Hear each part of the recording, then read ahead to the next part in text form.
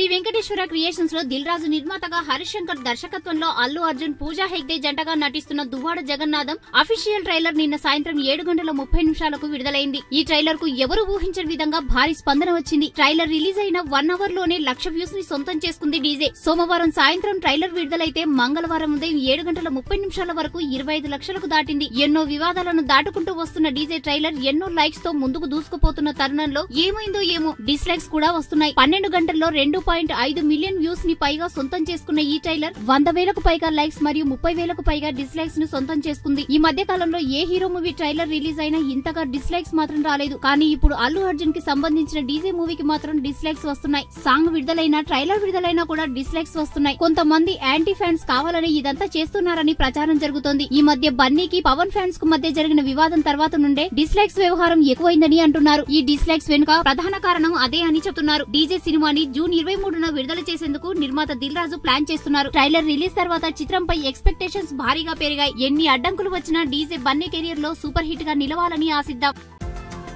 ఈ వీడియో గనుక మీకు నచ్చినట్టయితే లైక్ చేయండి, షేర్ చేయండి, సబ్స్క్రైబ్ చేసుకోండి.